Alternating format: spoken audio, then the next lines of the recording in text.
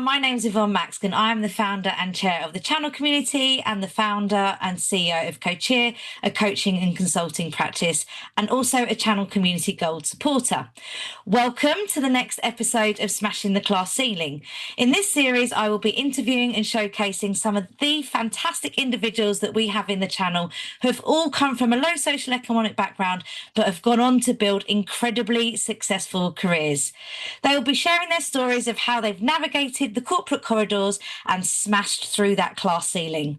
So without delay, I would like to welcome my very next guest, Elisha Kirkham. Lish is a multi-award-winning even recruitment manager at Softcat, a judge for the CRN Women and Diversity Awards, and also, I'm really pleased to say, a channel buddy for the channel community. Thank you so much, Lish, for agreeing to come to the podcast and share your story with us. Hi, Yvonne. Nice to see you. You too. I know it's been a while. It has been a while. You had so many awards, I couldn't list them all out. I just had to put multi-award women. Stop it. It's a really impressive credentials that you have going on there. So look, we haven't known each other for that long, although more recently I've gotten to know you through the channel community. And while I have a little understanding of your background, most people won't know where you've come from. So can we start with that? Tell me about where you grew up and talk to me about your early career. Of course we can. Well, first of all, thank you for having me on. I have been an avid watcher of Breaking the Glass Ceiling since I came across you and what you do and all the great work that you've been doing in the channel. So I am genuinely honoured to be here today and chatting with you. My background, if we go all the way back to childhood, I grew up, for anybody who knows Manchester, I grew up in a place called Burnage. For anybody who doesn't know Manchester, I grew up a couple of streets away from where Oasis grew up. So that will hopefully give you a little bit of a vibe for my upbringing. Think Liam Gallagher, and that was kind of the first 15 years of my life. I am very, very proud of where I come from. I am a true Mancunian. Not that you can tell by the accent. I get a lot of people going, I can't really hear it that much. Don't know where that's gone over the years, but trust me, I promise you, I am a true born and bred Mancunian. And I, as I said, grew up in a place that was would definitely be classed as a working class area. So I grew up in a primarily single parent household. My mum and dad split up when I was 11, and then it was primarily just my brother, my mum, and me up until the point at which I left home. So that's kind of my general background. Yeah. The more interesting bit I would say about how I grew up and where I grew up was that where I grew up was on the border of a much more privileged area. So the high school I went to, specifically secondary school, was much more privileged when it came to the demographic that I was in classes alongside. So I had a very, very varied perspective on life, coming from where I came from and then being around children who had grown up in a much more privileged environment. So I think that gave me, as I said, a much more varied perspective on life and definitely contributed to different elements, which I'm sure we'll go on to talk about, around me seeing the huge contrast between what had been made available to me and what had been made available to other children quite early on, and how that had probably impacted my ability to achieve up until that point. So yeah, definitely have an interesting perspective throughout those educational years. And then moving forward from there, I went to university, first in my family to go to university. Both my mum Thank you. Both my mum and my dad very much were generationally the type of people who had jobs, not careers. So my dad was a delivery driver and my mum was a teaching assistant in an additional needs school. Part-time, very much, my mum was very much, me and my brother were and are the centre of her world. So she was a mum first and then the job came second. Yeah. And I grew up seeing or not having an example really of somebody who was very career focused. That's not just how that's just not how my family were. So I never really had exposure to that. up until university. Went to university to do English. And the honest truth around that is I didn't really know what I wanted to do at that stage. So I just thought I'll do the most generic degree in the world and hope for the best. And then I did English at university. Um, Thought I would probably go on to be a teacher afterwards. Did some classroom experience in the second year of university. Absolutely bloody hated it, Yvonne. Pretty immediately was like, this is not for me. And then spent the last year and a half of my university education having an internal crisis about what I was going to do with my life. Finished university, had no idea where I was going from there. So I thought I will just get a job to sustain me for 6 months, maybe go traveling once I've saved a bit of money. That job ended up being on front desk reception in our Manchester office here at Softcat, and I have never left. Not still on reception, but I have never left. So that's kind of my my background from education through to stepping into my career.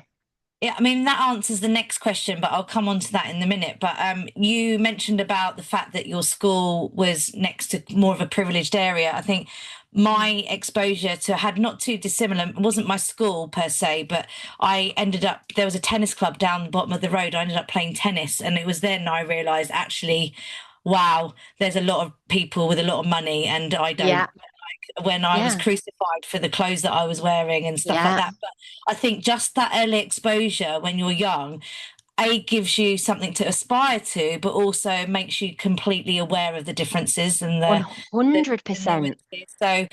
So I think it's a really good life skill that not everyone actually has the opportunity to experience. Yeah, I couldn't Um, agree more.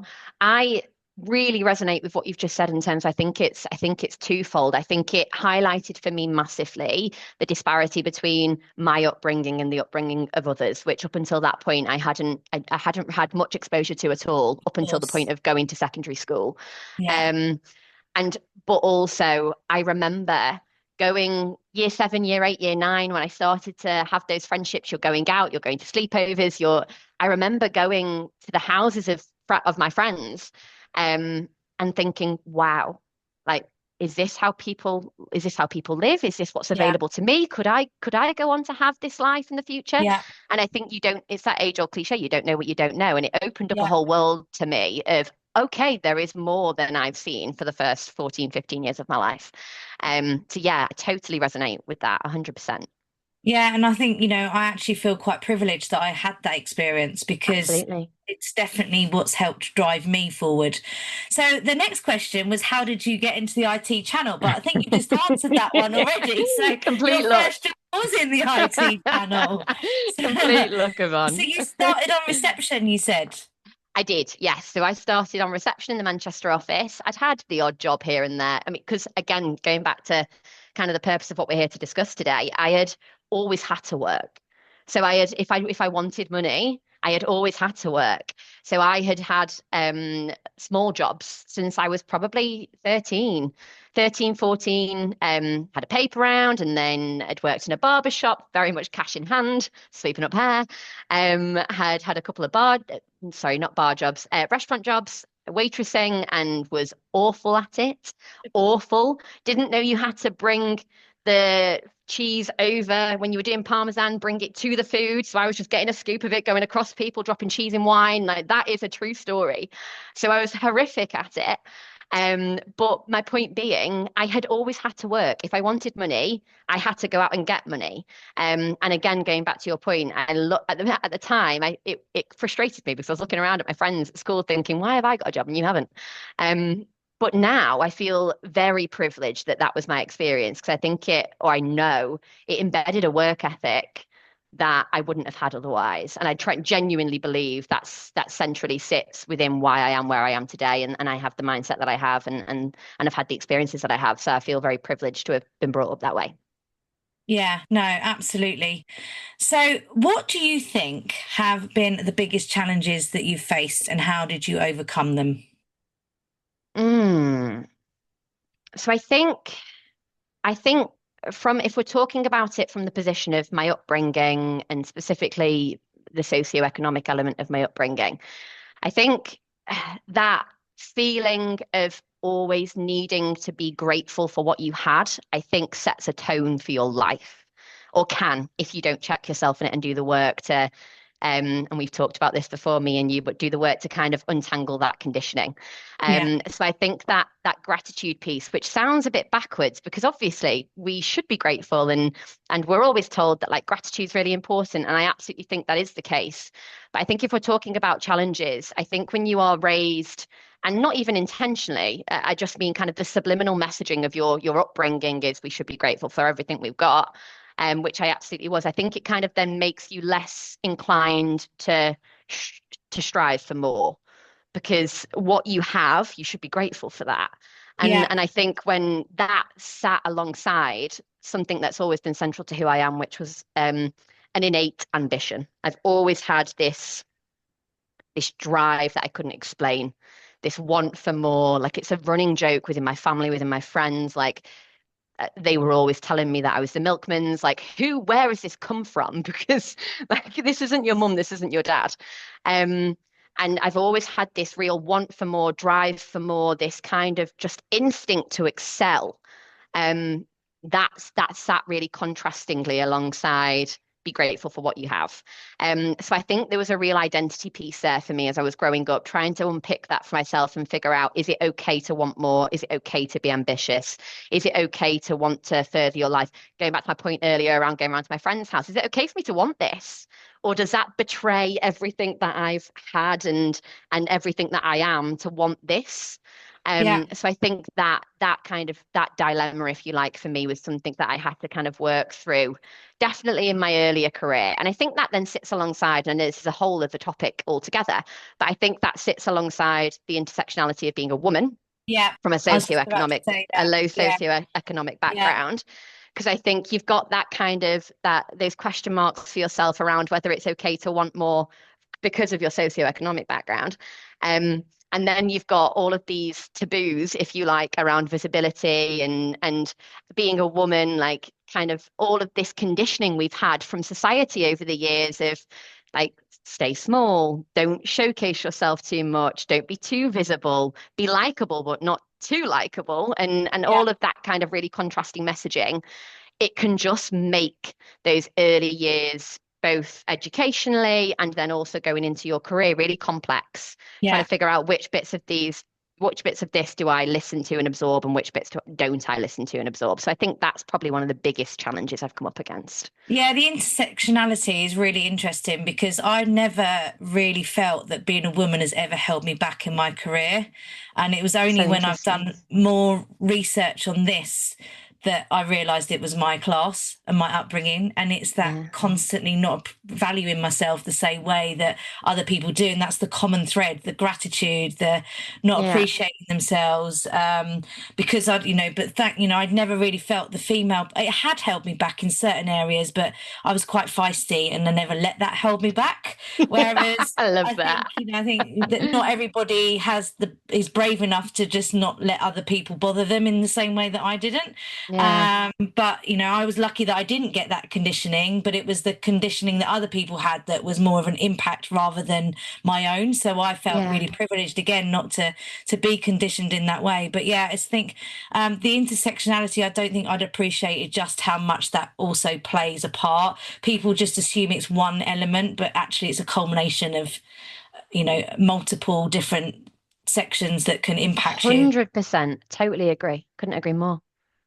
So I mean, you've got loads of these, so I'm really interested to find out what is your proudest moment of your career, because looking back at your history and what you've achieved, there's so many. So talk to me about what you feel has been the most proudest moment of your career and why that is. Okay. Well, first of all, thank you. It's very complimentary. I feel like the last couple of years has been a bit of a ride, which has been fantastic. But I think probably when you ask that question, you think about things like awards and very overt recognition, and as much as anything like that is always a real privilege and honor. Um, I don't think that's where my mind goes. I think my biggest, if when I think about my biggest achievement over the course of my career, I think about primarily there was a talk I did at CRM Women in Tech Fest a couple of years ago. And first and foremost, when I got asked to do it, I felt a huge amount of imposter syndrome, and there was lots of nerves for me. And I was like, oh my God, really? It was by far and away the biggest audience I'd ever I'd ever spoken to. And it was off the back of an internal presentation that I'd done, and it had been seen by Anushka Davies, who I know is a good friend of yours. And she had basically called me the next day and been like, off the back of that, we're really keen to have you do the keynote at CRM Women in Tech Fest later this year. And I was like, have you called the right person? So I was very privileged generally, which is obviously why it is a proud moment of mine to have been asked to do something to represent Softcat in that way. But actually, the reason I see it as one of my biggest achievements is because I look back on it and see it as the catalyst for a conversation that has been so powerful and impactful over the years. So that specific talk that I did was all around essentially the first line of it was, I'm not as impressive as people think I am. And it was about vulnerability in leadership and how, as women specifically, but just generally across the board, we should be leaning into vulnerability more and utilizing it as a really impactful and essential skill within leadership roles. And I talked quite extensively within that keynote around my experience with anxiety, postnatal depression, returning to work after having my little boy. There was lots of really personal elements to it. And it went really well, thankfully, and everyone seemed to resonate with a lot of people. But then off the back of that, for months afterwards, I was being reached out to by so many women who'd been present at that specific talk, wanting to carry on the conversation around. It started primarily in the space of returning to work, re-understanding and re-establishing your value, and building your own confidence back up. And so many women saying, I felt so seen by everything you were talking about. And that for me is, as much as people can look at, going back to my point earlier around visibility of women and being out there, if you want to put it that way, as much as you could look at that and question the motivations around it, for me, it has always been driven by wanting to have an impact on other people, wanting to enable other people to feel seen by my own experiences. Because I really do believe that if you are confident enough to share your experiences, no matter how challenging they've been, we have a responsibility to do that because so many people aren't able to do that. And it really does enable people to feel seen and validated by hearing your own story. So having shared that in that forum and having so many women reach out to me off the back of it and go, that really made me feel validated. And I didn't know other women were going through this. I'd say that probably makes that one of my biggest notable achievements over the years, just due to the impact it seemed to have on other women. And that's really all I'm trying to do here, have an impact on other women, or other people generally. So yeah, I'd say that was probably my biggest achievement to date.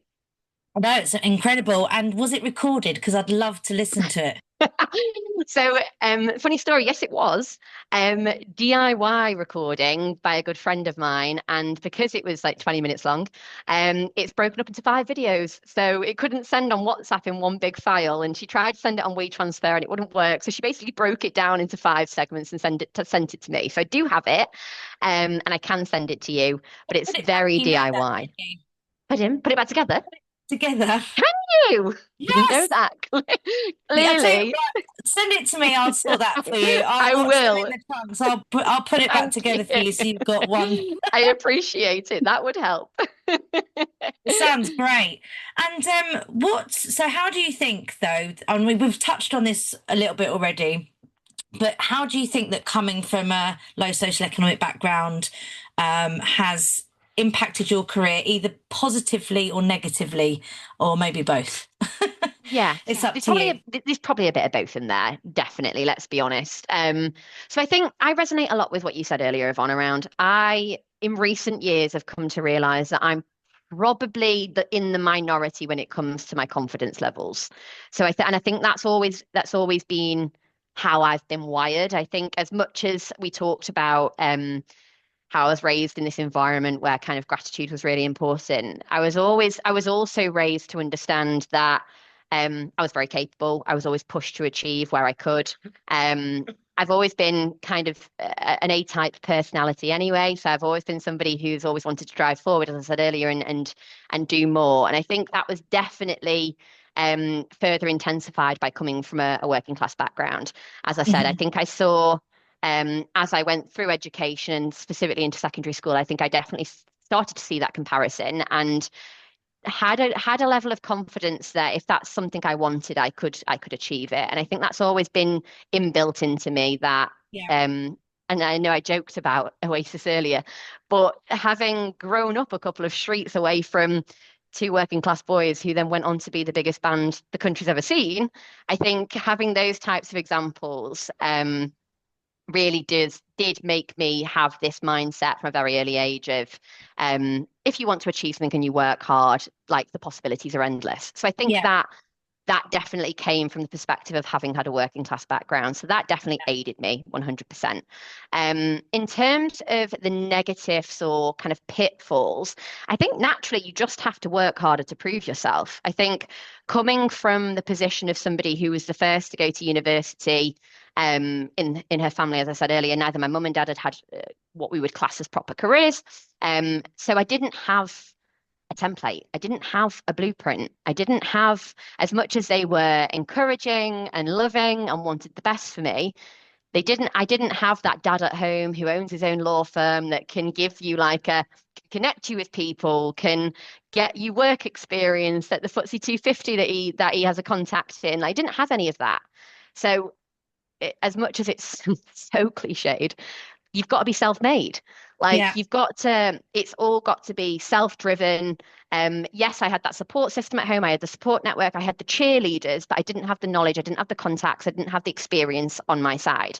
Yeah. So there's definitely that could be viewed as a pitfall, which I suppose in certain instances it was over the years, and maybe means that things end up taking a little bit longer for you to understand how a corporate environment works. I had never been, as I said earlier, never been into a corporate office environment prior to getting my job at Softcat. I'd never worked in a corporate office environment. I'd had jobs, I'd worked in retail, but I'd never been in that environment. So as confident as I am, that's something you have to then navigate and understand. Yeah. And I'd had no training, no support. Like you just have to try and go and wing it and figure it out. And I can Yeah. totally see how if you lack in confidence and also come from a low socioeconomic background, those two things together could really hold you back. Yeah. Because for me, the only reason I think that I was able to continue to excel forward, even though I had no experience, not a huge amount of guidance, was because I had blind confidence, a level of ambition that was always going to drive me forward, and just this naive, blissful ignorance that I was definitely going to make it, Great. regardless of Love it. all of these things that I didn't have. Yeah. Whereas I am very aware that that's not the case for everybody coming from a low Yeah. socioeconomic background. And if you have low confidence and then don't have any of that resource on your side, I can totally see why even just going into an office would make you feel nervous or anxious or out of your depth. So that's definitely had the potential to be a pitfall for me as well. Yeah, no, I remember my first ever job. I don't have a degree. I did YTS, so an apprenticeship. At the day the YTS, I think they called us the young, thick, and stupids. Stop it. Get away with saying that now. So It's like PC. £35 a week. I did my BTEC National on day release, but I remember I've got this really cool job. I'm like working in a corporate environment. And I turned up to work in pretty much something I would go clubbing in. And I remember them turning around to me and go, that place suit is not appropriate for the office. I'm like, what do you mean? It's not appropriate for the office. It's just those things that you don't know because no one's told you that you don't Yes. the same outfit that you would wear to the nightclub into the office, and you Yeah. have to look like you're wearing a set of twin set and pearls. That was not Yeah. really. So It's just all of those stuff that you don't yeah, know how to deal with. the resource isn't out there. I remember going to a restaurant once and being taken with the clients, and someone the waiter asking me, we were going for steak. I'd never had steak in my life, and he was like, "How would you like your steak, madam?" And I was like, Cooked. "Cooked." I was just like, "What?" I mean, all of this stuff that people take for granted, you just have to figure out. But yeah, Yeah, no, it's so, so true. never I was navigating those corporate corridors. It's a Yeah, minefield. it is. I was so far the other, so hilarious that you said that you kind of turned up in what you would wear on a night out.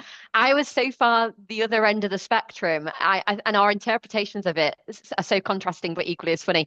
I was like, so this is an office environment. I have to be like suited and booted to the nines. So before starting my job at Softcat, I went out and bought an entire new wardrobe of what I deemed business wear, and turned up front desk reception looking like an air hostess first day, like heels, pencil skirt, shirt tucked in, and everybody's like, is she? What's going on? And it definitely took me a moment. I had definitely overly lent into that, what you see in films, what you see in TV, Yeah, which, let's be frank, that was probably my only reference point at that yeah, stage as to what is business dress, what's expected in these types of environments. I had to, as you said, navigate that myself, adjust to the environment I was in, figure out what's appropriate versus not appropriate on my own because I didn't yeah. have that at home. Yeah, it's all these different things that people just take for granted.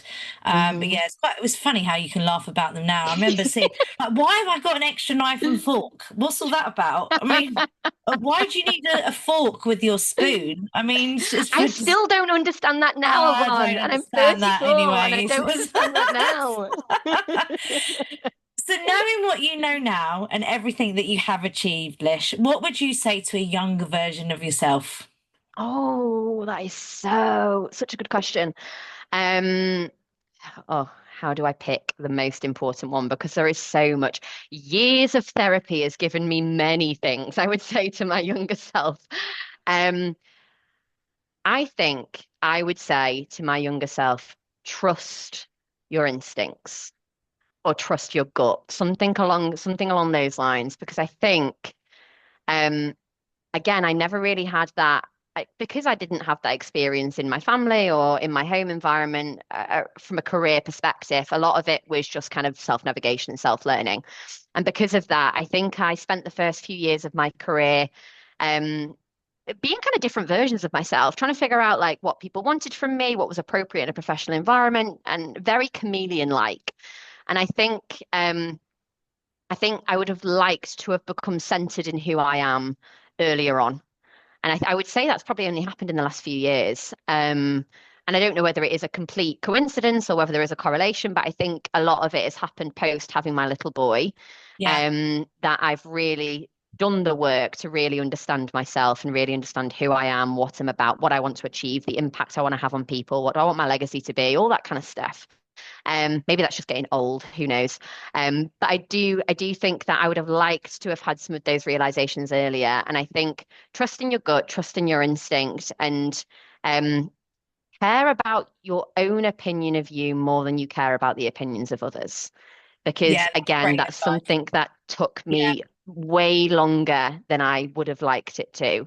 And I think caring about your own opinion of you is so important.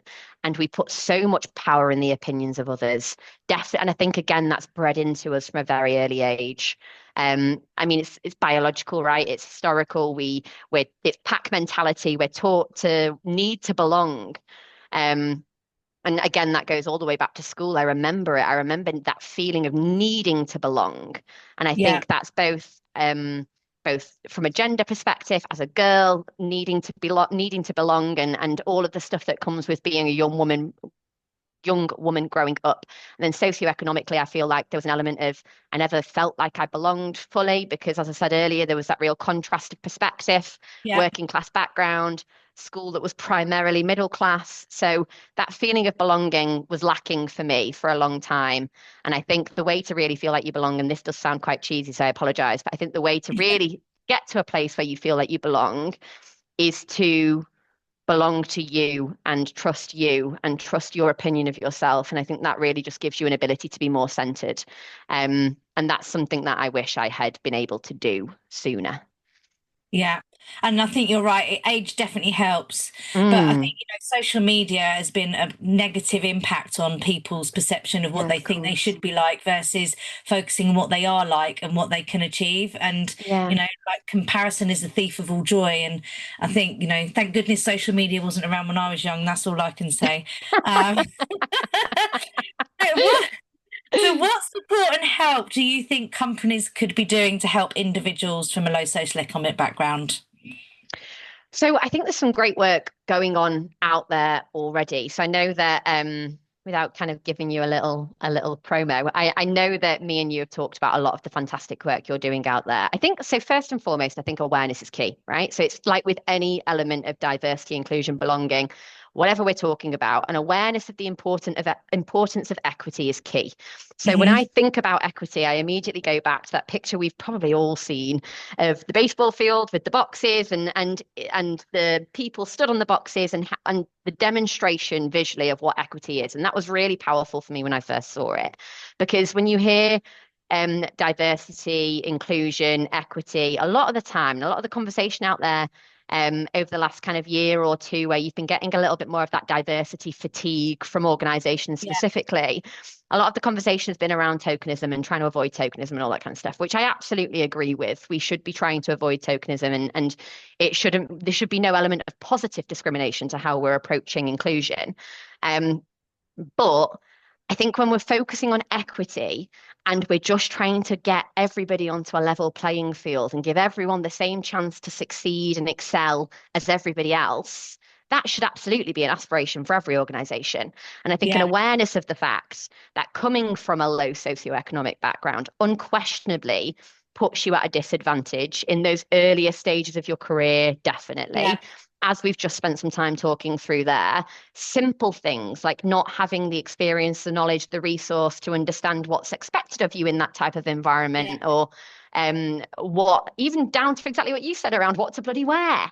Like we don't if we don't actually kind of acknowledge that this is something that needs some support and we need to put some resource in place to enable these people to have the same chance to succeed as other people who may have come from a different background. So that awareness is key to begin with. And then I think from an actual resource perspective, I think really what we need to be focusing on, as much as that low socioeconomic piece is the important piece of the puzzle, I think we have to make it broader than that and go specifically to how do we build people's confidence? And that absolutely talks to low socioeconomic backgrounds, but it also touches so many elements of diversity.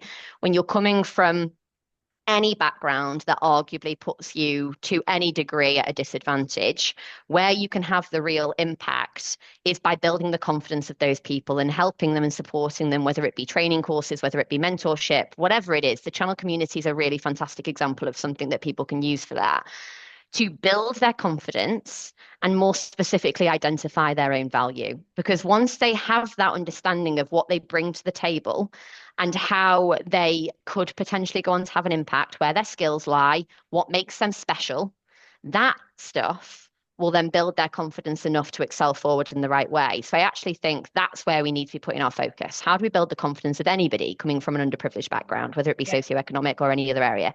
And then that will naturally, hopefully, have a positive impact on their ability to move forward in their career. Love it. And lastly, my last question for you. What one piece of advice would you give to someone from a low social economic background who is trying to navigate a career in the channel?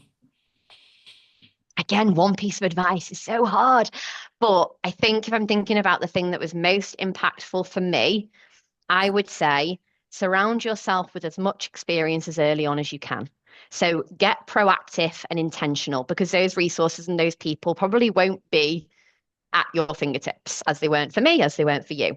So I think what I wish I'd known and the advice I would give to somebody else is make yourself visible, get on LinkedIn as early as you can, reach out to people, start having conversations. 99% of the time, people, I personally love it when somebody reaches out to me and says, I'd like to pick your brain. I'd like to understand how I could maybe benefit from your experience. People want to share their story most of the time. So use the stories of the people around you to your benefit. So as I said, I think it's the primary piece of advice I would give to somebody would be build your network out as effectively as you can, utilize as many people as you can, and just pick from everybody's experience, because you don't have or may not have that at home, may not have grown up around that. So you're going to have to go out and intentionally get that for yourself, intentionally find that resource and those people. So that would be the primary piece of advice I would give. Yeah, that's such great advice. And I think, networking, people don't realize how valuable your network is and how Mm. important it is to do it. And I think, again, people that are from more privilege just do this naturally. And I Mhm. think, it's something that we're not taught to do. So it's something you have to learn, but it's so important. I think Yeah. my career has thrived because of my network and the people that I've known and the Yeah. people I've met. So Absolutely. do that early on. That is a great piece of advice. Thank you. Lish, you have well and truly smashed the class ceiling. Thank you so much for sharing your story with us. You are so welcome. Thank you so much for having me. This has been such a good time. I knew we would have a lovely time having a chat about this stuff. But yeah, thank you so much for having me, Yvonne. I really appreciate it. Oh, you're more than welcome. Thank Thank you. you.